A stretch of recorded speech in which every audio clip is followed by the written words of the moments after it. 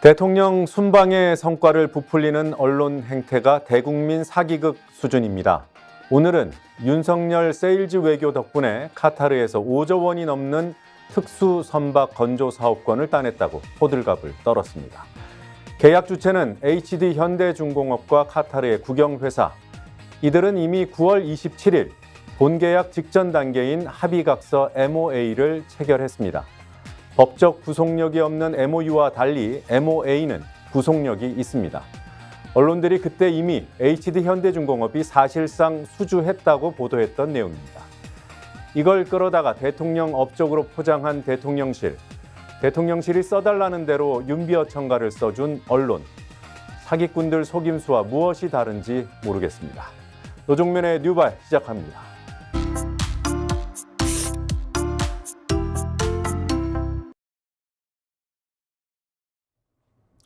네, 오늘 중요한 뉴스들 무엇이 있는지 살펴보겠습니다. 오는 29일이면 이태원에서 안타까운 목숨 159명의 목숨을 앗아간 이태원 참사 1주기가 되는 날입니다. 네, 서울광장에서 1주기 추도 집회가 열릴 예정입니다. 유족들은 29일 이 시민 추모 대회에 윤석열 대통령이 참석해 주면 좋겠다 이렇게 공식 요청을 해둔 상황입니다. 유족들이 대통령의 참석을 원하는 이유 간단하게 설명을 드리겠습니다. 지금 국회에서 이태원 참사 진상규명과 관련한 독립적인 특별조사위원회 구성을 뼈대로 한 이태원 참사 특별법이 국회 신속처리안건 패스트트랙으로 지정됐습니다. 정부 여당이 이 법안에 반대하고 있기 때문에 야당이 단독으로 패스트트랙에 신속처리안건으로 올렸습니다. 앞으로 몇 달이 지나야 법안이 통과될 수 있고 그때 가서도 대통령이 거부권을 행사하면 그만입니다.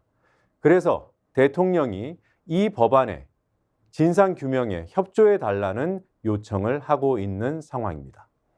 여러분 알고 계시다시피 행안부 장관 이상민 장관은 검찰에 송치되지 않았습니다. 또 윤희근 경찰청장 입건조차 되지 않았고요. 그리고 그 밑에 김광호 서울경찰청장은 아직 기소 여부가 결정되지 않았습니다. 구속 기소됐던 한 사람이 있었죠. 용산구청장. 이 박희영 구청장은 보석으로 지난 6월에 석방돼서 이미 업무에 복귀해 있는 상황입니다. 그래서 유족들은 진상이라도 규명해 달라고 이런 특별법 제정을 요청하고 있는 겁니다.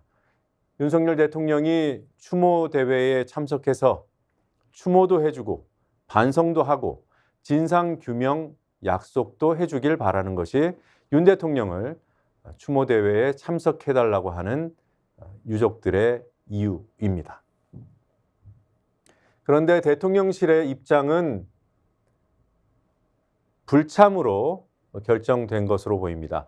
중앙일보가 보도한 기사를 보면 대통령실에서는 이 해당 추모 대회가 불순한 집회다.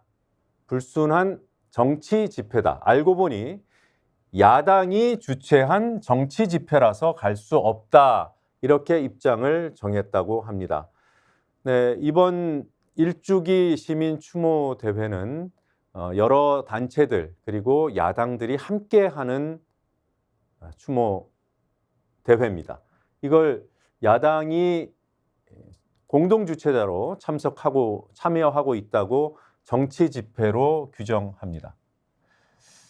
정말 이렇게 얘기했는지 직접 들어보고 싶어요. 과연 순수한 추모가 무엇인지. 순수하지 않은 추모 대회에 유족들이 참석할까요? 대통령실의 입장 변화, 강서구청장 선거 참패 이후에 소통을 강화하겠다, 대화하겠다 이런 입장을 반복적으로 밝혀왔습니다만 참사 희생자들을 기리는 행사에도 참석할 수 없다는 대통령, 그리고 야당 대표와 마주 앉을 수 없다는 대통령. 대통령실에서 거듭 확인했습니다. 이재명 대표와의 영수회담은 없다. 개념 자체가 성립되지 않는다라고 이 제안에 대해서 거듭해서 거부 입장을 밝혔고요. 3자 만남. 이재명 대표가 그래서 대통령과 여야 대표가 함께 만나는 3자 회동을 제안했잖아요. 거기에 대해서도 아직 모르겠다, 지켜봐야 된다, 이런 얘기를 하고 있습니다. 아무래도 대통령실에서는 오는 31일 대통령의 국회 예산연설을 계기로 어차피 국회의장실에서 미리 여야 대표가 모이는 자리가 만들어질 수 있으니까 거기서 3자가 만나는 것으로 가름하려고 하는 것이 아닌가, 이런 의심을 하게 됩니다. 그래서 언론들도 지금 동아일보 기사 보고 계신데요. 31일 윤 대통령의 국회 연설 때 환담 여부가 주목된다, 이렇게 쓰고 있습니다. 그러나 31일 대통령 국회 연설 전에 만들어질 수 있는 이 환담 자리는 그야말로 인사말을 나누는 자리일 뿐이에요. 사전 환담은 성사가 된다 하더라도 인사를 나누는 차원이라는 점에서 민주당에서 제안하고 있는 3자 회동과는 별개다. 당연하죠. 민주당이 이러한 입장을 미리 확인했습니다.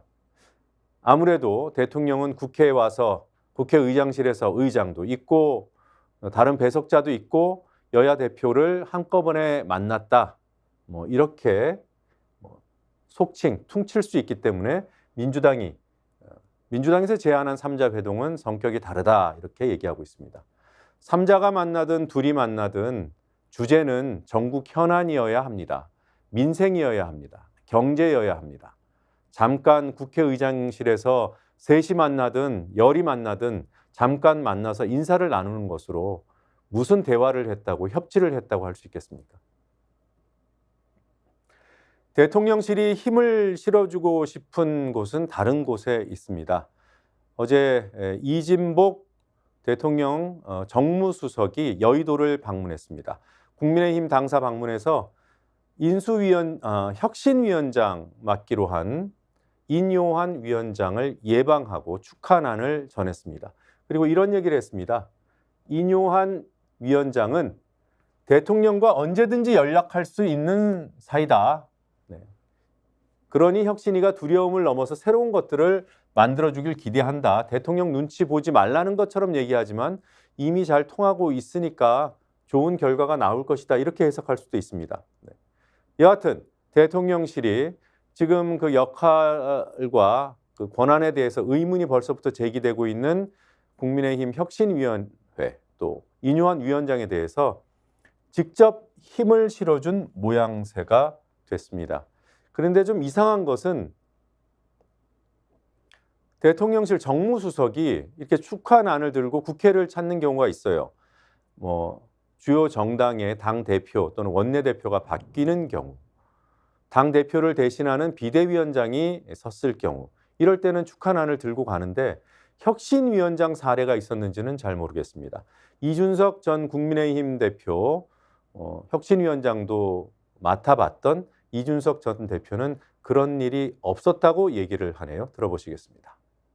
저는 오늘 참 인상적인 장면 하나 봤는데요. 그 이진복 정무수석이 그 인요한 위원장 취임 축하난을 들고 당사에 왔어요. 이진복 수석이 뭐라 말했냐면은 총선이라는 거 앞두고 당무에 용산에 개입할 의사가 없다라는 취지로 이야기했어요. 근데 그 말이 얼마나 자기 모순이냐면요. 당의 혁신위원장 취임하는데 정무수석이 난을 들고 온 케이스를 전 기억하지 못합니다. 저도 여당 때 혁신위원장 해봤고요. 제가 대표할 때 최재형 혁신위원장 임명하기도 해봤고요. 둘 다 저희가 여당이었을 때인데 난 들고 온 적 없었습니다. 정무수석이. 그래서 저는 거꾸로 역설적으로 난을 들고 와가지고 우린 개입하지 않는다라고 한 게 이 혁신위원장은 우리가 낙점한 사람이다라는 걸 난으로 보여준 게 아닌가. 그래서 저는 좀 모순적인 인상적인 장면이었다, 이렇게 생각하고 어쨌든 인요한 위원장은 제가 기억한 한에서는 최초로 대통령의 난을 받으면서 출범한 혁신위원장이 된다. 네, 이쯤 하겠습니다. 김기현 국민의힘 대표 전권을 넘겨줬다고 겉으로는 그렇게 얘기합니다. 이를 두고 넘겨줄 권한이 있느냐라는 비아냥 섞인 비판도 있고요. 지금 중앙일보 칼럼에서는 당대표가 정권을 넘겼으면 뭐하러 그 자리를 지키냐 이렇게 비판하기도 합니다. 여하튼 오늘 중앙일보에는 중앙일보 두 중견 기자의 칼럼이 실렸는데 결론은 똑같습니다. 김기현 당대표를 향해서 물러나라고 요구하고 있어요. 그러나 그 요구를 하는 방식이 전혀 다릅니다. 하나씩 보겠습니다. 강찬호의 시선, 강찬호 논설위원이 쓴 칼럼 먼저 보시죠. 김기현의 용단에 기대를 건다 이런 제목입니다. 김기현 여당 대표를 매우 치켜세우고 있어요. 김 대표는 몸을 던져서 당을 살린 전력이 이미 있는 사람이다. 어떤 전력일까요? 이 칼럼에서 얘기하고 있는 두 가지의 사례가 있습니다. 하나는 지난 대선 때 이준석 당시 국민의힘 대표와 윤석열 후보 간의 갈등이 있었죠. 이 갈등을 해소하는 중요한 역할을 했다. 그렇게 평가하고 있고요. 또 하나의 김기현 대표의 용단, 지난해 지방선거를 앞두고 그 당시에 원내대표였는데 후임 원내대표한테 선거 지휘를 맡기고 원활한 바통 터치를 위해서 스스로 한 달을 단축해서 조기 퇴임했다. 이 원내대표 임기를 한 달이나 줄였다. 이렇게 어떻게 보면 말투만 보면 극찬을 하고 있습니다. 그런데 이 칼럼의 진짜 목적은 세 번째 용단을 내려라 하는 요구를 하는 거예요. 세 번째 용단, 사퇴하라는 겁니다. 더 이상 여당에서 할 일이 없으니 지난번 두 번 보여줬던 이런 당을 위한 헌신처럼 이번에도 헌신을 해다오. 헌신의 방식은 자리를 내려놓는 것이다. 자민당, 국민의힘 닮은 꼴과 차이점이라는 제목의 또 하나의 중앙일보 사설. 같은 날 실린 사설이에요. 김현기의 시시각각. 이 칼럼은 지금 현재 순회특파원 겸 도쿄 총국장을 맡고 있는 기자가 썼습니다. 자민당은 일본의 여당이죠. 한국의 여당인 국민의힘이 흡사하다고 평가하고 있습니다. 나쁜 점에서 흡사하다. 민심을 외면하는 오만으로 어물쩍 넘어가는 이러한 측면에서 국민의힘과 자민당이 닮아 있다고 규정하고 있습니다. 다른 점은 무엇인가? 몇 가지 적었는데 그중 가장 중요한 것은 유권자들이 다르다. 일본의 유권자들은 착하기 짝이 없는데 자민당이 잘 못해도 또 찍어주는데 우리 유권자는 독하다. 잘못하면 심판한다. 이렇게 얘기하고 있습니다. 그래서 정권을 이미 넘겼다고 한 당대표 뭐하러 그 자리에 있냐? 주눅 들어있는 약체 여당 의원들은 한심하기 짝이 없다. 네. 도대체 뭘 기대하겠는가? 참으로 잘고 보기에도 안타깝다. 여당 지도부의 모습을 이렇게 평가하면서 물러나라고 요구하고 있습니다. 결론은 같은데 이 두 칼럼의 접근 방식이 다르죠. 아까 말씀드린 대로 한쪽은 어르고 있습니다. 한쪽은 뺨을 때리고 있습니다. 결론은 같은데 이 결론, 물러나라는 결론을 김기현 대표가 수용할지 모르겠습니다. 아마 대통령이 물러나라고 하면 물러나겠죠. 여당과 관련된 기사 한 가지 더 보겠습니다. 경실련이 21대 국회의원 조사 결과를 발표했어요. 네, 21대 여야 국회의원 조사를 발표했는데 제가 왜 여당 소식이라고 말씀드리냐면 상임위 출석률을 보니까 꼴찌 대부분이 국민의힘 의원들이에요. 특히 꼴찌 1위가 안철수 의원으로 나타났습니다. 최하위 30명 가운데 23명이 국민의힘이다. 네. 출석률 70%에 미치지 못하는 탑4 상위 1위부터 4위까지 1위는 안철수, 2위 윤상현, 3위 경남지사를 지냈던 김태호, 4위 하태경 모두 국민의힘 의원들입니다.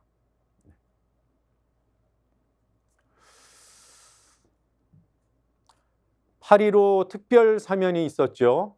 그때 사면됐다가 평지 풍파를 일으킨 사람이 한 사람 있습니다. 여러분 기억하실 텐데요. 강서구청장 국민의힘 후보로 나섰던 전직 강서구청장 김태우.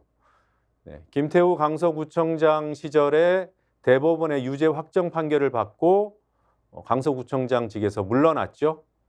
그로부터 불과 석 달 만에 8.15 특별 사면이 있었고 윤석열 대통령은 그를 사면 복권시켰습니다. 그래서 출마의 길을 열어줬고 여당 참패로 이어지는 선거 결과 거기서 비롯됐습니다. 그런데 이 8.15 특별 사면에 문제 인사 한 명이 더 있었던 것으로 나타나고 있습니다. 이호진 전 태광그룹 회장. 그동안 각종 사건에 연루돼서 뉴스 많이 탔던 사람인데 결국 8.15 특별 사면 대상에 포함됐어요. 그런데 지금 또 경찰 수사를 받고 있습니다. 본인과 친족이 100% 보유하고 있는 골프장, 이 골프업을 하는 이 회사의 골프 회원권을 계열사를 통해서 강매를 했다는 의혹을 받고 있습니다. 그리고 계열사를 통해서 비자금을 조성해왔다는 그러한 혐의도 받고 있어요. 뭐 이런 걸 모르고 사면을 했는데 또 나쁜 짓을 해서 수사를 받고 있는 것이 아닌가 그렇게 생각할 수 있겠죠? 아닙니다. 특별 사면이 이루어진 8월로부터 무려 넉 달 전에 지난 4월에 시민단체가 이런 내용의 혐의가 있음을 공개 기자회견을 통해서 밝히고 수사기관에 고발했어요. 그래서 수사가 이루어지고 있는 겁니다. 그럼 여기서 한 가지 의문이 남습니다. 이미 고발이 돼 있는 중요한 문제로 심각한 문제로 고발이 돼 있는 사람을 사면할 수 있나? 당연히 없죠. 그렇게 하면 안 되죠. 그래서 나오는 것이 사면 심사를 도대체 어떻게 한 거야? 라는 질문이 나옵니다. 사면심사위원회가 있어요. 거기서 사면 대상자를 추려서 대통령에게 보고합니다. 사면심사위원장 한동훈 법무장관이었습니다. 법무부 장관이 사면심사위원장을 맡아요. 한동훈 장관은 이 인사검증 책임도 있잖아요. 그래서 각종 의혹에 휩싸인 모를 수가 없는 그런 의혹을 안고 있는 장관 후보자들, 국가수사본부장 후보자 걸러내지 못하고 각종 인사검증 책임 두드려 맞고 있어요. 그런데 하나 더 두드려 맞아야 됩니다. 사면심사위원장 제대로 못했다. 검증에는 일가견이 없는 모양입니다. 자, 이 사설에서 한 장관 등 관련자에 대한 문책이 필요하다고 지적하고 있습니다. 당연한 얘기입니다. 근본적으로는 사면권을 행사한 대통령에게 책임이 있다.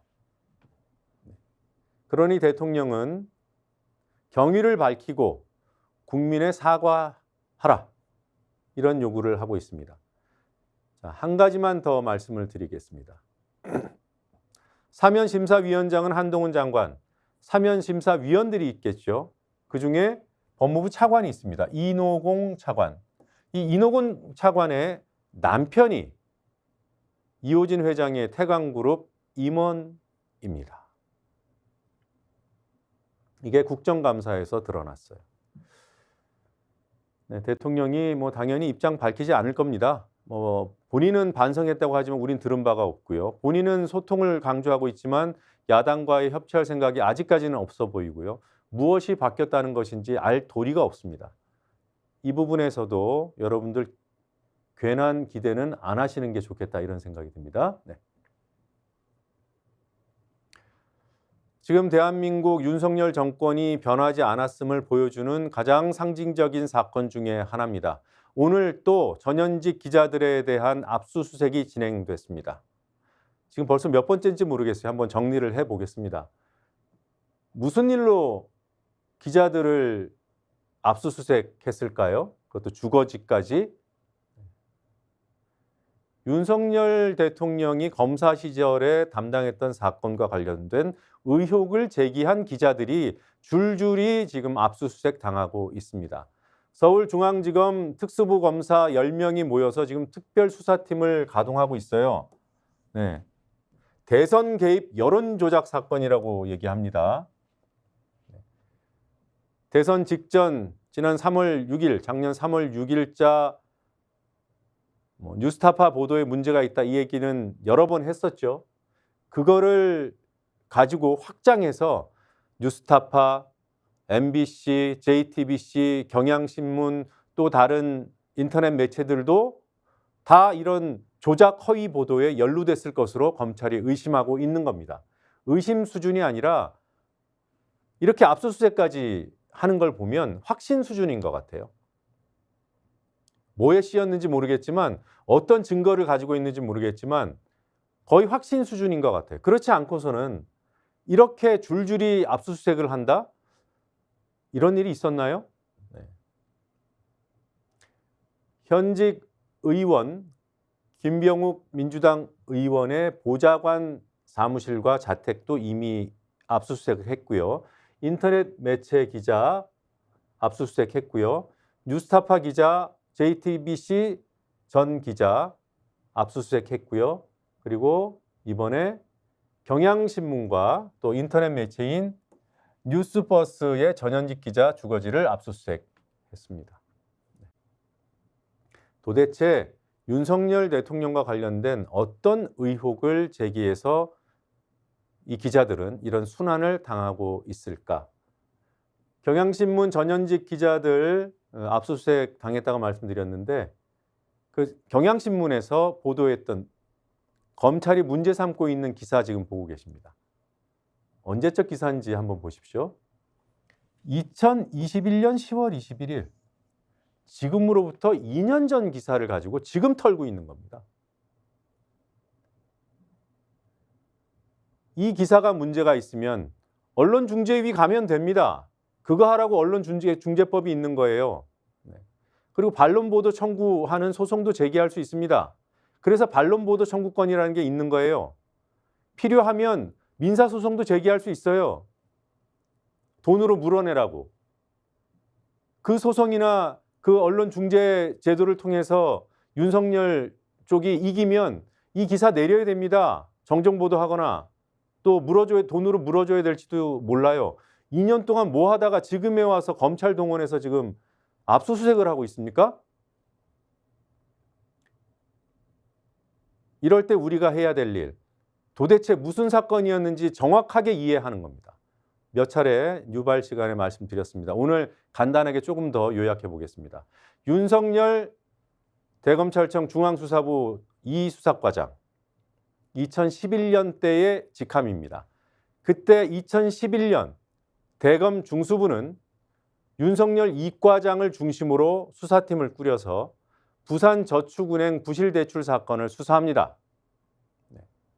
부산저축은행이 차명 회사들 자기네들이 몰래 만들어서 거기다가 대출해주고 그걸로 부동산 개발 사업 등을 해서 회사에 손해를 끼쳤다. 이런 내용을 수사한 사건이었어요. 부산저축은행 사건. 2011년도에 윤석열 과장 검사가 주임검사로, 주무검사로 수사팀을 이끌었습니다. 그런데 거기에 참고인 조사를 받았던 A모 씨가 있어요. 2년 전 경향신문은 A씨라고 보도하고 있습니다. 이후 보도 등을 통해서 이 A씨가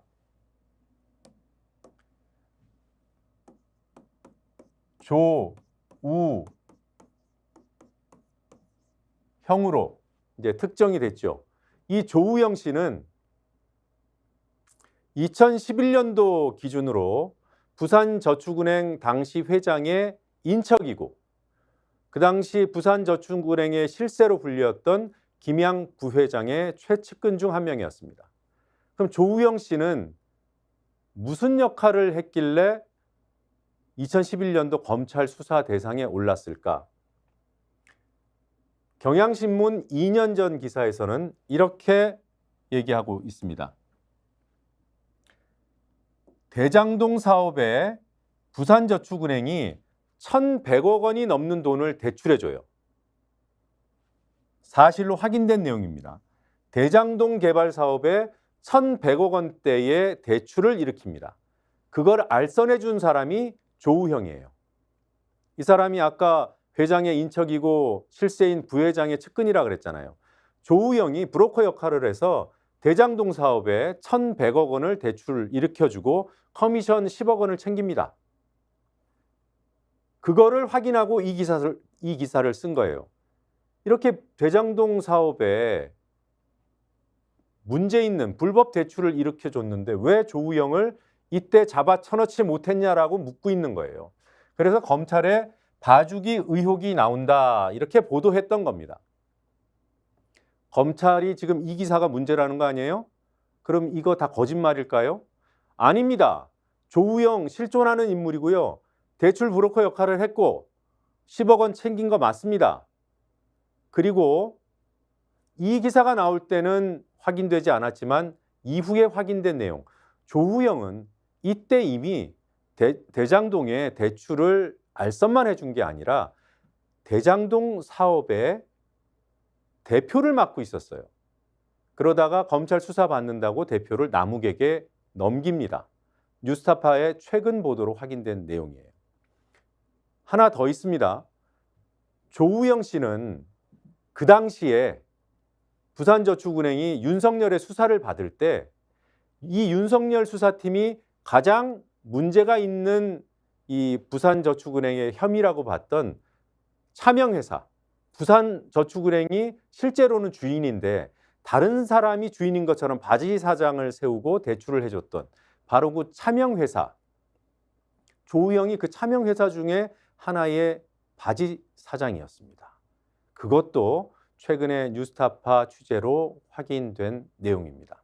뉴스타파가 어디서 조우영이 부산저축은행의 바지회사, 차명회사 바지 사장이었던 것을 확인했는가?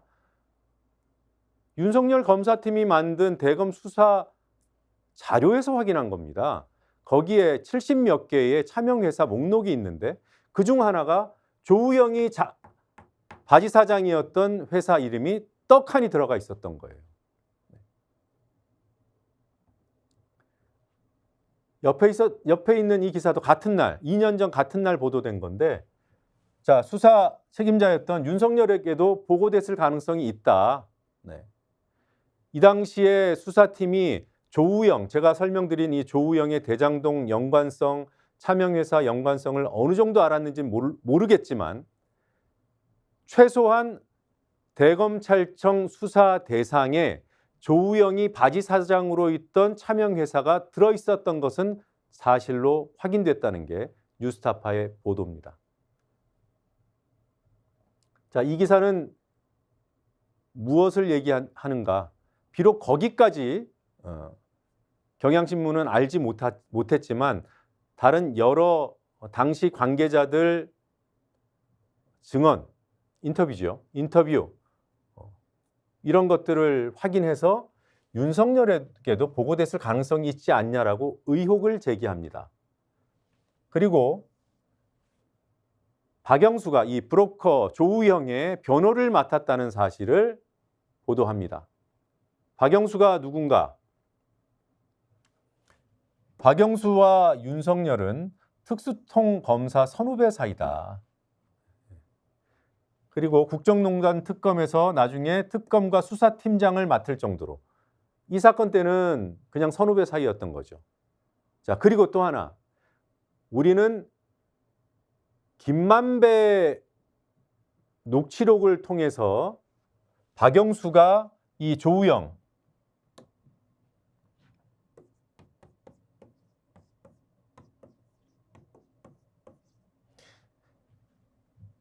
김만배를 통해서 이 박영수가 조우영의 변호를 맡아서 윤석열하고 친하니까 뭔가 역할을 하지 않았을까 이런 의문을 갖게 된 것으로 알고 계실지 모르겠지만 이미 2년 전 경향신문에서 같은 의혹을 제기했던 거예요. 2011년 때 이미 조우영의 변호사였다. 김만배가 조우영에게 박영수를 소개해줬다. 이걸 이미 2년 전에 경향신문이 보도하고 있는 겁니다. 그런데 윤석열 대통령 대선 전국에서도 그랬고요. 그 이후로도 입장이 변하지 않습니다. 부산저축은행 사건 수사할 때 조우영은 수사 대상이 아니었다. 일관되게 얘기하고 있습니다. 그 당시 캠프, 국민의힘 수차례 얘기했어요. 부산저축은행 사건은 아까 말씀드린 대로 부산저축은행이 몰래 차명회사를 만들어서 바지 사장을 세우고 거기에 대출해주고 부동산 개발 등을 해서 불법 대출을 스스로 일으켜서 자기 장사를 해먹었다. 그렇게 은행을 부실하게 만들었다. 그걸 수사한 곳이라고 얘기했어요. 근데 아까 말씀드린 대로 조우영은 그 차명회사의 바지 사장이었다니까요. 이걸 어떻게 설명할 건데요? 여기에 대한 설명부터 하고 수사를 하든지 말든지. 자, 아까 말씀드린 대로 검찰이 지금 수사하고 있는 거 인터넷 매체가 2개입니다. 뉴스버스하고 허재현 기자가 하고 있는 거. 그리고 뉴스타파, JTBC, 경향신문. 뭐 MBC 보도도 문제가 있다고 하는데 그쪽으로까지 수사가 확대될지는 모르겠어요. 네. 그리고 민주당을 걸고 있습니다. 민주당과 다수의 언론 매체, 다수의 기자들이 공모해서 허위로 짜서 이게 뭐 전체가 다 공모를 했는지 1대1로 민주당을 중심으로 다 1대1로 점조직처럼 공모를 했는지 여하튼 공모해서 대선에 영향을 미칠 목적으로 허위 보도를 했다. 이게 검찰이 그리고 있는 그림이에요. 이런 의심을 하고 있는 겁니다. 가능하겠습니까? 아니 음모론 뭐 안 된다면서요. 이건 거의 음모론 수준 아닙니까? 어떻게 하면 중앙 언론사들 그리고 유력한 인터넷 매체가 야당 의원 쪽하고 결탁을 해서 공모를 해서 허위 보도를 몇 달에 걸쳐서 할 수 있을까요? 지난 2년 동안 뭐 했습니까? 네. 근데 아까 그런 일, 아까 기사를 띄워놓고 다시 말씀드려야겠습니다. 전현직 기자들에 대한 압수수색. 난 언론계가 특히나 기자 집단이 자신들에 대한 공격으로 이해했으면 좋겠습니다. 기자 집단에 대한 공격 맞아요. 조금 전에 설명드린 그 정도 의혹 보도를 못할 거면 기자 왜 합니까? 그 정도 취재해서 그 정도 보도를 못할 거면 기자 뭐하러 합니까? 그런데 이런 일이 대명천지에 어떻게 이렇게 막 벌어질 수 있나요? 연달아서? 저는 방관하고 있는 기자들 때문이라고 봅니다. 이런 검찰 수사에 정말 근거가 있는지 따져 묻고 그런 근거 못 내놓으면 비판하고 다 떠나서 이런 식의 강제 수사가 지금 필요한 것인지 계속 지적하고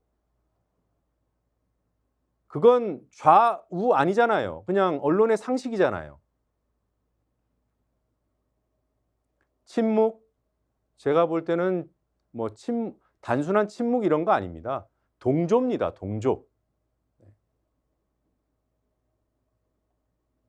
이런 수사 속보나 받았을 생각들을 하고요. 언론 현실을 보여주는 기사 또 한 가지 설명을 드리겠습니다. 지금 보고 있는 이 기사는 경향신문 한 건, 한겨레신문 한 건이에요. 한겨레신문, 경향신문. 오늘 아침 조간신문들 중에서 딱 2군데에서만 실린 내용입니다. 해병대 최수근 상병. 호우 중에 실종된 사람 구조하러 들어갔다가 급류에 휩쓸려서 목숨을 잃은 순직한 최수근 상병. 그와 함께 물속에 들어갔다가 겨우 목숨만 건진 최상병의 동료가 있습니다. 그 해병대원이 어제 저녁을 그제 전역을 했고요. 전역한 바로 다음 날인 어제 수색하러 들어가라고 지시한 해병대 1사단장 임성근 사단장을 고소했습니다. 고소하면서 이렇게 얘기해요. 상부, 사단장의 불필요하고 무리한 업종령 지시에 희생됐다. 그래서 뭐라도 해야 된다는 생각을 했다. 그래서 고소한다. 내용도 내용이지만 이 내용이 오늘 조간신문 중에서는 단 2곳에만 보도됐습니다. 조금 있다가 문제 있는 기사들 설명드릴 텐데요. 지금 이렇게 언론이 외면하는 내용과 극단적으로 대비되는 사례를 말씀드리겠습니다. 잠시 뒤에 뵙겠습니다.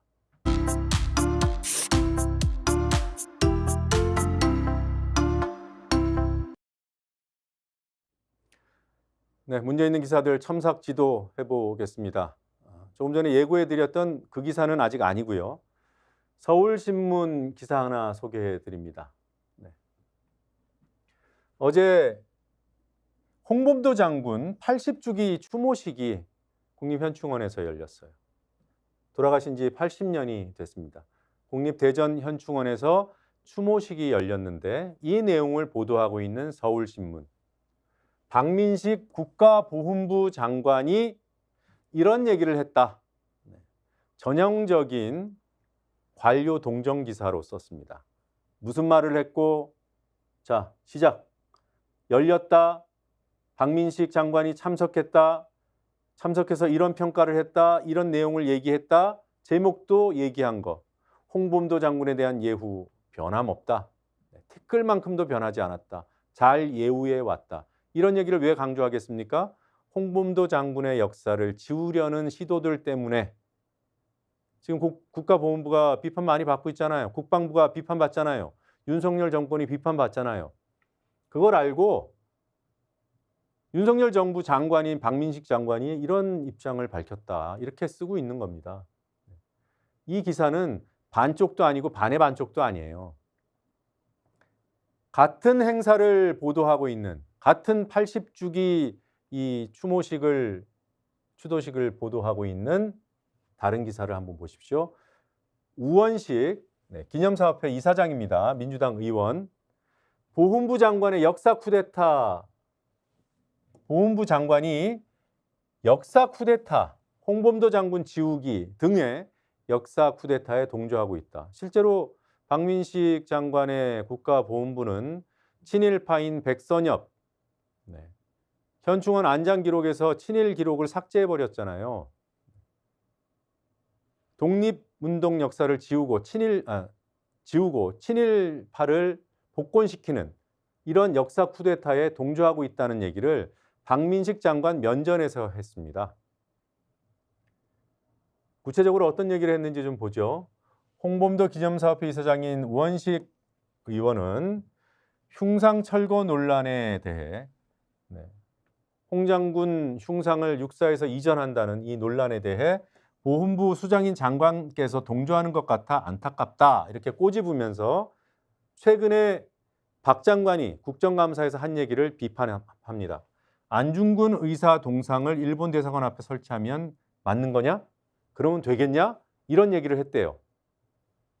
귀를 의심했다고 우 의원이 박 장관을 비판했습니다. 장관이 설마 안중근 의사 동상 얘기를 했을까? 했습니다. 들어보시겠습니다. 왜 이곳에 만들어지냐 이런 게 또 중요할 거라고 보거든요. 아무 맥락 없이 아무데나 이것을 만드는 건 아니잖아요. 근데 만약에 이 독립기념관으로 만약에 옮겨지면 누가 봐도 육군사관학교에서 쫓겨난 흉상으로 딱지가 붙여지지 않겠습니까? 어떻게 생각하십니까? 그거는 사람마다 또 생각이 다르지 않겠습니까? 예를 들어서 안중근 의사는 우리 독립운동사의 절대 영웅입니다. 그렇다고 해서 안중근 의사 동상을 예를 들어서 일본 대사관 바로 앞에 또 설치를 하면은 그것이 맞는 것이냐? 그러니까 적재적소에 배치한다는 문제가 또 있기 때문에 그런 부분은 여러분들의 또 많은 그런 다양한 의견이 있을 거라고 봅니다. 네, 뭐 적재적소라는 표현을 썼는데 박민식 장관이 국가본부 장관에 맞는지 그것부터 의문이 듭니다. 네. 박 장관은 이 현장에서 자신에 대한 비판을 들었지만 응대하지 않고 답하지 않고 이렇게 예우에 최선을 다했다. 앞으로도 잘할 것이다. 이런 뭐라고 할까요? 동문서답을 했습니다. 자, 서울신문 기사에서 볼 수 없는 내용 또 있습니다. 네. 박민식 장관의 동정기사처럼 쓴 서울기사에서는 이런 내용을 확인할 수 없죠. 중앙일보 기사 보시면 현장에 윤 대통령 조화가 왔습니다. 네. 홍범도 장군 흉상이 육사에 있으면 안 된다고 이전시키겠다는 정부의 수장이 조화를 보냈어요. 기념사업회에서 좀 이상하게 했겠죠. 뭐 하는 거지? 장난하는 거야? 놀리는 거야? 그래서 조화를 차마 부수지는 못하고 뒤로 돌려놨다고 합니다. 그래도 우원식 의원 등이 역공을 당할 수도 있으니까 제대로 놓자 이렇게 설득해서 원상복구는 했답니다. 이런 일이 있었고요. 또 하나 경향신문 보고 계십니다. 서울 서대문구청에 서대문 형무소터가 있죠. 네. 이 서대문 형무소 역사관 앞에 홍범도 장군을 추모하는 부스를 설치하려고 했는데 서대문구청에서 막았습니다. 이런 일이 지금 일어나고 있는 거예요. 이걸 아까 서울신문 같은 기사에서는 볼 수가 없어요. 경향신문의 칼럼 하나를 더 보겠습니다. 홍 장군 추모 부스를 설치하려 하자 불허하는 일도 벌어졌다. 이유가 참 이렇습니다. 정치 사회적으로 민감한 사안이라는 불허 이유를 댔다. 경향신문이 궤변이라고 짚어줍니다. 서대문 구청장이 도대체 누구길래 이랬을까요? 서대문 구청장은 국민의힘 소속 이성헌 전 의원입니다. 네. 자, 언론들이 외면하고 있는 기사들 앞서서 설명드렸고 언론들이 광분하고 있는 기사들 이제 설명드리겠습니다. 조선일보 오늘 아침 신문에도 윤비어 청가로 가득했습니다. 사우디 거쳐서 카타르로 윤 대통령이 갔죠. 사우디를 정리해 줍니다. 빈 살만, 사우디의 실력자, 왕세자인 빈 살만의 파트너로 한국이 됐다. 일본이었지만 한국으로 바뀌었다라고 써주고 있어요. 네. 이걸 뭐 어떻게 검증할 수 있겠습니까? 이건 이 정도로 그냥 웃고 넘길 수 있다고 쳐요. 윤석열 대통령이 중동 빅3, 네, 앞서 방문했던 아랍에미리트, 요번에 간 사우디, 카타르, 이 중동 빅3에서 107조의 오일머니를 잡았다. 네. 잡았다. 완료형이죠. 네. 수십조 가지고는 성에 안 차는 모양입니다. 다 합쳐서 MOU 다 탈탈 털어서 107조로 씁니다. 언론에 따라서 106조도 나오고요. 뭐 106점 몇 조로 계산을 했나 봐요. 더 어처구니 없는 내용 하나를 조금 더 구체적으로 설명드리겠습니다. 카타르에서 LNG선이라는 LNG 수송선 특수 선박입니다. 무려 17척을 수주했다. 선박 만드는 일을 수주한 거죠. 돈으로 치니까 5조 규모다. 사상 최대다. 그래놓고 윤석열 대통령 얼굴을 딱 박아놨죠. 네. 이런 것들 다 포함하면 카타르에서 1조 원 규모의 MOU도 체결을 했다는데 46억 달러 투자를 이끌어냈다. 이거 대통령이 이끌어냈다고 쓰고 있는 거예요. 윤 대통령은 이런 흐름에 맞춰 중동이 중요해지고 있는 이런 흐름에 맞춰 사우디, 카타르를 상대로 에너지 공급망 안정적으로 확보하면서 한국 기업 진출 확대를 위해서 세일즈에 주력했다. 윤석열 세일즈에 주력한 결과 이런 어마무시한 실적을 거뒀다. 윤비어 청가를 소리 높여 부르고 있습니다. 자, 다른 거 다 잊어버리셔도 돼요. 뭐 늘 그래왔으니까.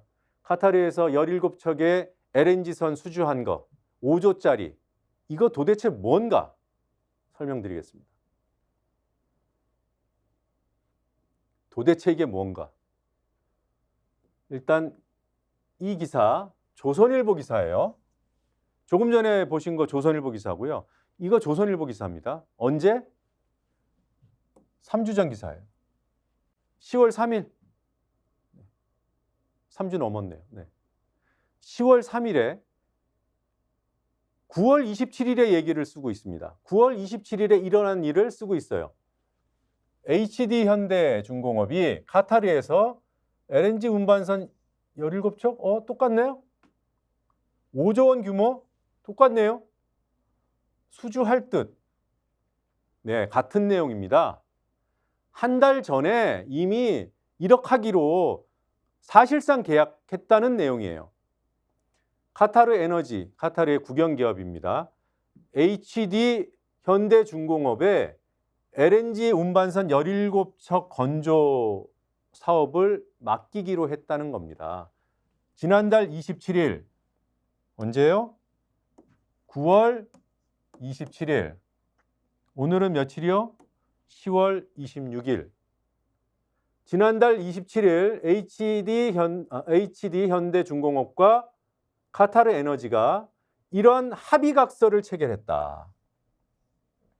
사실상 공식 계약만 앞둔 단계다. MOA가 혹시 MOU 비슷한 거 아닐까? 그러니까 이때는 뭐 아무것도 아니었다? 아닙니다. MOU와 MOA는 완전히 달라요. MOU에서 이 U는 understanding.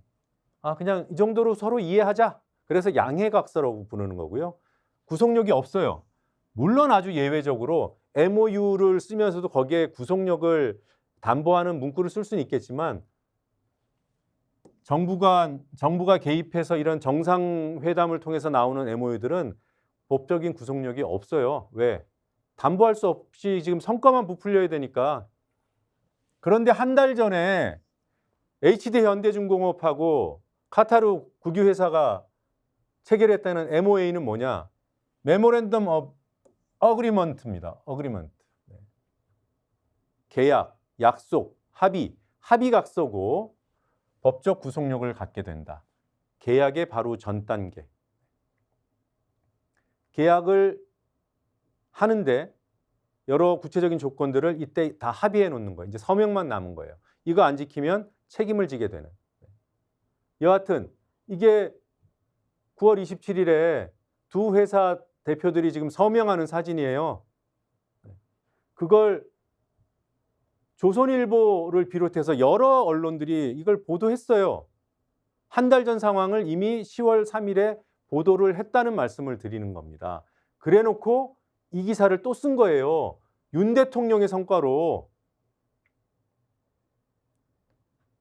왜 HD 현대중공업 성과를 윤 대통령 성과로 이렇게 포장을 합니까? 그것도 이미 이 내용을 알고 있는 언론사에서. 조선일보만 그런 게 아니에요. 네. 자, 이 내용을 알고 한번 이 기사들을 보십시오. 얼마나 웃깁니까?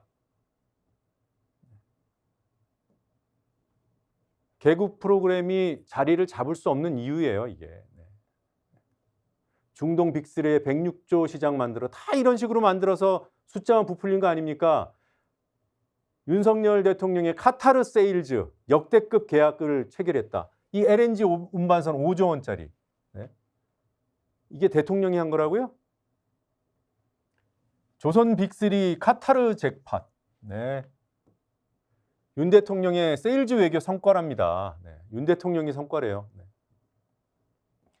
왜 이런 거 뜨면은 주식들 막 올라가고 하잖아요. 왜 특정 회사의 대통령이, 예? 경쟁사들도 많을 텐데. 1년 새 107조 수주. 제2의 중동붐. 네, 중동붐 뭐 여러 군데 나옵니다. 네. 세계일보 기사도 볼까요?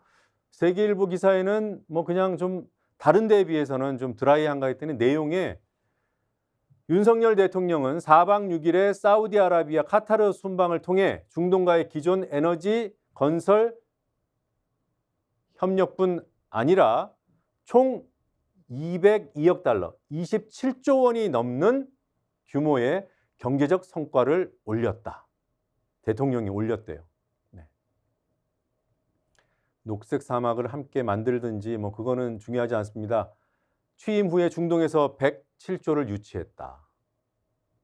참, 유치했답니다. 네. 윤 대통령 세일즈 외교 성과 한국 경제. 네. 역대 최대 빅딜 윤 대통령 방문 계기로 이미 한 달 전에 사실상 계약을 했는데 아니 기자들 왜 이럽니까? 대통령실에서 이렇게 막 성과를 부풀리고 싶으면 대통령실 출입 기자들이 견제해줘야죠. 그러라고 출입하는 거잖아요. 조선일보에 나온 좀 뜬금없는 기사 소개해 드리겠습니다. 좌파 집회가 늙어가고 있다 이런 얘기입니다. 집회가 고령화되고 있다. 그러면서 모이면 옛날에는 막 팔뚝질하면서 이렇게 투쟁가를 불렀는데 가야금 반주에 뱃노래를 부른다. 투쟁가도 불러요. 그리고 개딸 아니다. 개이모 개삼촌이다. 나이가 많이 들었다. 이 얘기를 왜 이렇게 하고 있나. 젊은 층으로부터 외면받고 있다는 얘기를 하고 싶은 거죠. 그러면서 오늘 다 같이 실어놓은 기사들이에요. 늙어가는 일본 공산당 이런 기사를 배치합니다. 젊은 당원들이 떠나서 몰락의 길을 걷고 있다. 일본 공산당 몰락의 길을 걷고 있어요? 그럼 그걸 따로 띄어서 분석 기사를 쓰든 현장 취재 기사를 쓰든 쓰면 되죠. 그것과 이런 것들을 이렇게 이른바 편집 기술을 발휘해서 엮어놓고 있습니다. 묻고 싶어요. 태극기 집회에는 어떤 분들이 가나요?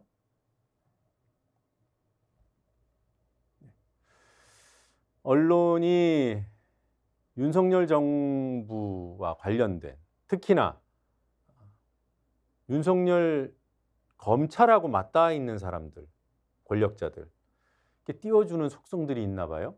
동아일보 금감원의 특사경에 대해서 씁니다. 특사경. 금감원에 있는 경찰 기능입니다. 자본시장 특별사법경찰. 금감원이 감독기구이기 때문에 이 수사조사 기능을 일부 갖고 있는데 특사경이라는 조직이 있대요. 근데 이 특사경이 그동안에는 뭐 별 볼 일 없었는데 특수부 검사 출신인 원장이 취임한 뒤에 힘이 실렸다. 실질적인 일을 하고 있다. 이복현 원장, 금감원장 사상 최초로 검사 출신이 들어갔죠. 네. 경찰보다 수사를 잘한대요. 경찰보다 수사 잘하는 특사경 존재감이 커진다. 왜? 아까 말씀드린 그 이복현 금융감독원장님, 다른 사람도 아닌 검사 출신, 다른 검사도 아닌 특수통 검사 출신. 분위기가 달라졌다. 그래도 한국경제는 뭐 좋은 얘기만 써놨는데요. 그래도 동아일보는 한 줄 걸쳤습니다. 이렇게. 카카오 안팎, 이게 이제 특사경이 김범수 그 센터장 그 수사 포토라인에 세웠잖아요. 그 문제를 지적하고 있어요. 카카오 안팎에서는 금감원이 이례적으로 포토라인까지 설치해 창업자인 김범수 센터장을 조사한 점을 두고도 반발이 일고 있다. 법무부에서도 피의자 등의 인권보호 차원에서 포토라인 금지 규정을 유지하고 있는 상황에서 검찰도 하지 말라고 하는데 왜 금감원이 이런 짓을 했냐, 과도하다, 이런 비판이 있다는 것 정도는 그래도 한 줄 걸쳤어요. 이복현 원장의 금융감독원 우려했던 대로 이 금감원을 검찰하고 동일시하는 게 아닌가 하는 그런 의문을 갖게 합니다. 지난 8월에는 이런 일이 있었죠. 금감원이 라인펀드 재검사를 했어요. 그리고 결과를 발표하면서 보도자료에 다섯 야당 의원이 연루돼 있다는 내용을 써놨어요. 그런데 다수의 언론들이 그 야당 의원이 누군지 특정할 수 있게 돼 있어서 금방 특정이 됐고, 그 의원하고 이 라임 펀드 이 환매, 특혜성 환매랑은 별 관계가 없다, 이런 내용을 보도하면서 허위사실 기재 논란이 일었죠. 그리고 더 나아가서 이런 식으로 무리하게 공격적으로 보도자료를 만들어서 이렇게 막 홍보하려는 것을 보니까 정치적인 의도가 있는 게 아니냐, 사안을 정치 사안으로 확장시키려는, 이른바 초를 치려는 거 아니냐, 이런 지적들이 나오곤 했습니다. 왜? 이 이복현 금감원장은 금감원 찍고 국회로 가려는 사람이다, 이렇게들 보고 있기 때문이에요. 금융감독원에 등장한 포토라인, 동아일보가 한 줄 걸쳤던 이 부분을 가지고 한겨레 신문은 칼럼을 썼습니다. 금융감독원장인지 일선지검 부장검사인지 헷갈린다. 네. 이게 핵심이다. 너 금융감독원장이야, 검사야? 라고 묻고 있는 겁니다. 이번 김범수 센터장 카카오 창업자에 대한 수사는 총선 출마를 앞두고 인지도를 끌어올릴 수 있는 좋은 기회이기도 하다, 그렇게 활용하는 것 아니냐라고 한겨레가 묻고 있는 겁니다. 그러면 이런 한국경제 같은 이런 기사는 결과적으로, 의도가 어디 있는지 모르겠지만 결과적으로 이복현 선거운동 해주는 기사로 규정받을 수 있다, 이런 얘기가 되겠습니다. 네. 네, 오늘 문제의 기사들은 이 정도로 보고요. 잠시 뒤에 쪽지 시험 같이 풀어보겠습니다. 1분만 있다가 오겠습니다.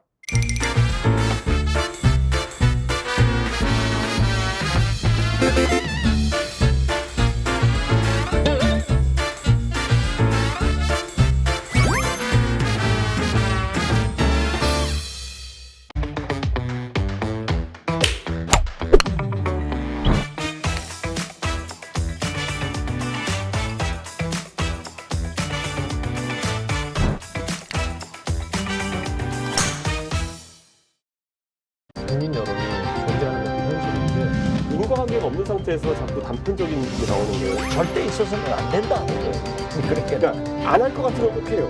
스픽스가 마련한 여의도 정복 프로젝트 디톡스.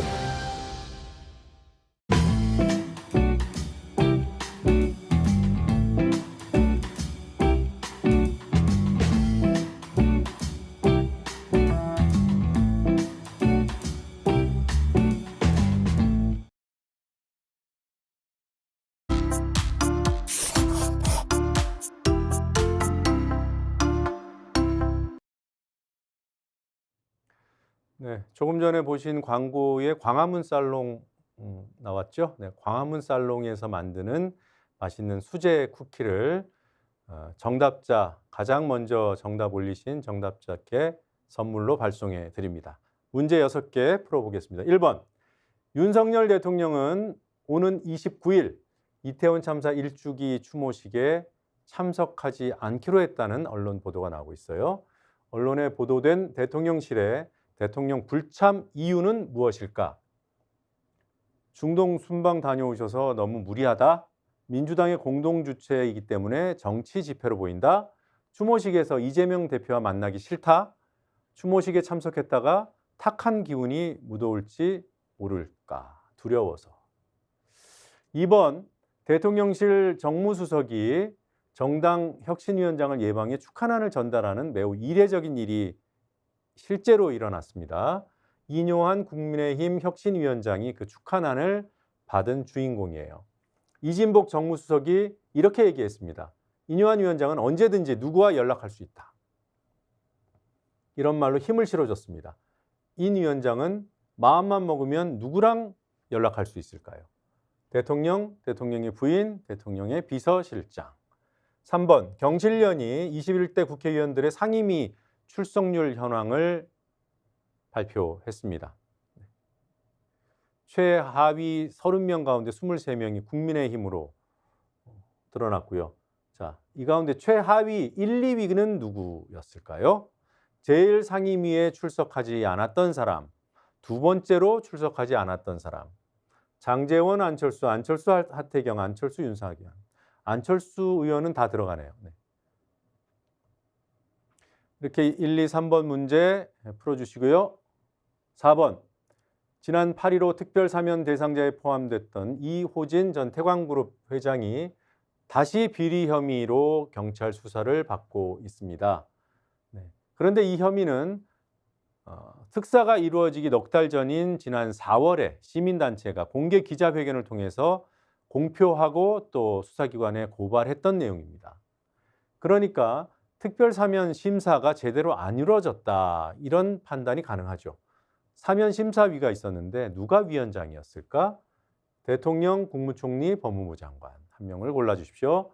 5번, 해병대 채모 상병이 호우 피해 실종자 수색 중에 사망했을 때 최상병과 함께 수색에 투입됐다가 물에 휩쓸려가 갔지만 다행히 생존한 동료 해병대원이 있습니다. 그제 전역했고 어제 누구를 고소했습니다. 누굴까요?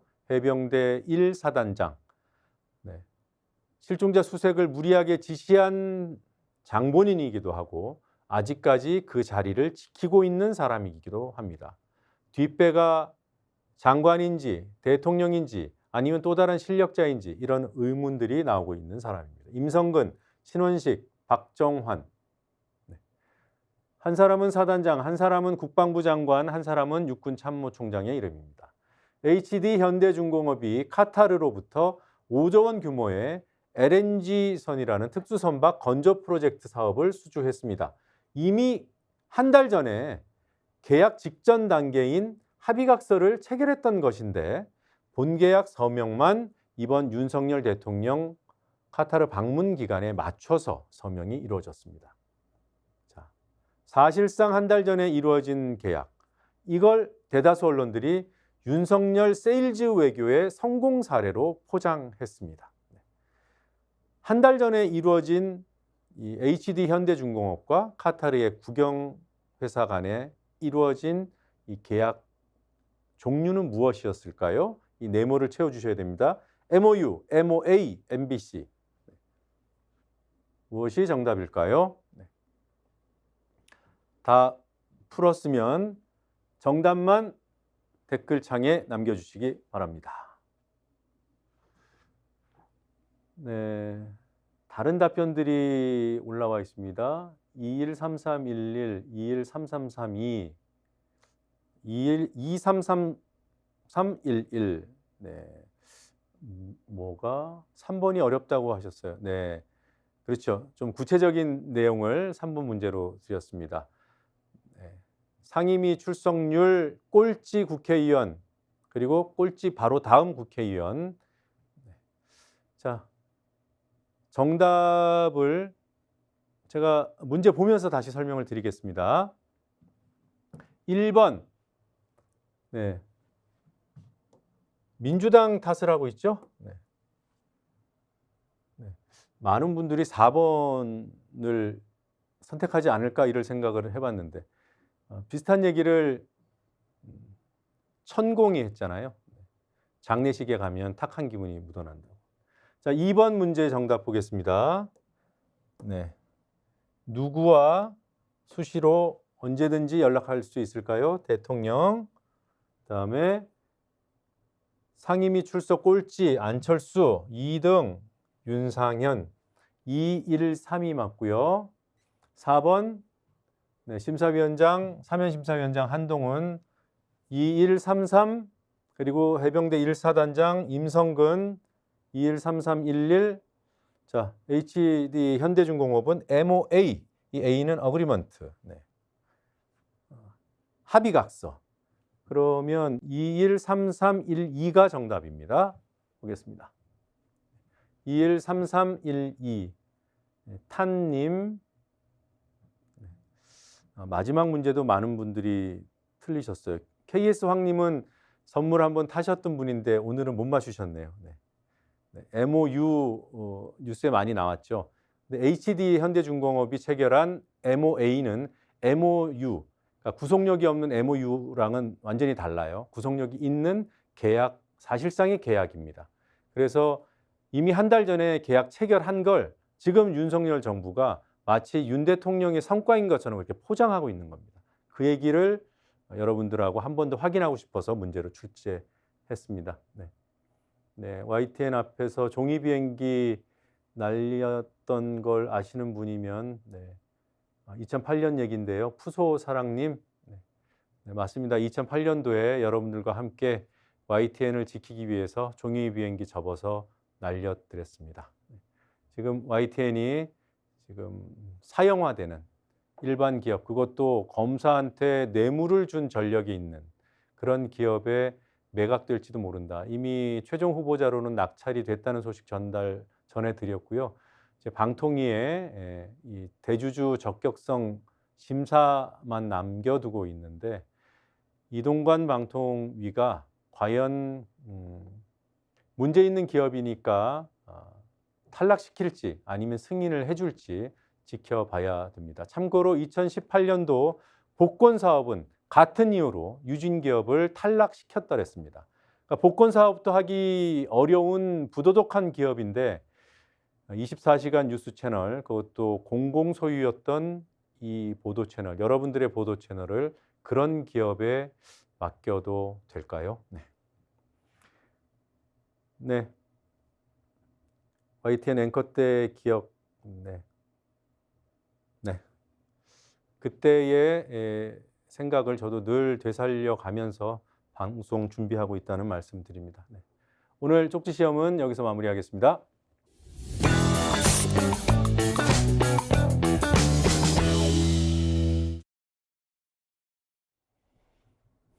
네, 조금 전에 설명드렸던 최수근 상병, 고 최수근 상병의 동료였던 해병대원, 그가 최수근 상병을 아마도 대신해서 임성근 해병대 1사단장을 고소한 것이 아닌가 이렇게 생각이 듭니다.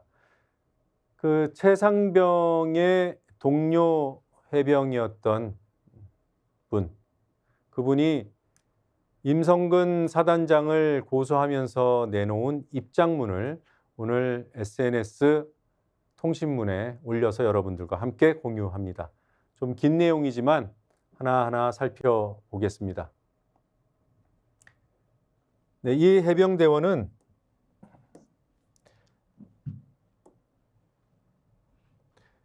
그제 10월 24일에 만기 전역했습니다. 이 사람은 최수근 상병과 또 다른 병장과 실종자 수색에 투입됐던 사람이고요. 같이 급류에 휩쓸려 떠내려가서 끔찍한 사고를 당할 뻔했습니다. 다행히 이분은 생존해 있습니다. 이렇게 얘기합니다. 멀어져 가던 수근이의 모습이 꿈에 자꾸 나타난다. 당사자가 아니면 짐작하기 어려운 고통을 겪어왔을 겁니다.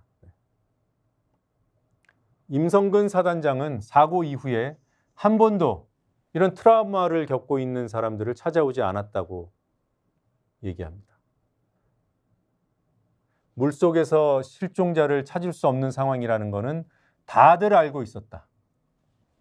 그런데도 불구하고 누군가가 그 물속으로, 그 죽음의 물속으로 밀어 넣었다.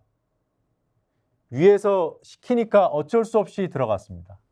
해병대원이기 때문에. 위에서 시킨 사람, 임성근 사단장. 보여주기식이다. 이걸 모르는 사람이 없었다고 얘기합니다. 얼마나 힘들었을까요? 그런데 군 병원이나 부대에서 하는 상담은 받지 않았다고 합니다. 이것이 본인의 마음이 사단장에게 보고되고 악용될까 봐 이런 마음을 가지고 살아왔답니다. 그러면서 이렇게 묻습니다. 제가 자랑스럽게 여겼던 해병대는 허상이었을까요? 부모의 만류에도 불구하고 해병대 자원에서 들어간 자랑스러운 해병대원이었던, 그런데 허상이었냐고 묻고 있습니다. 사고의 당사자로서, 사고를 당한 당사자로서 전말을 알고 있기 때문에 나서는 것이 얼마나 힘들겠습니까? 그러나 그냥 지나치기가 어려워서 본인이 해야 할 일을 하겠다고 나서 줬습니다.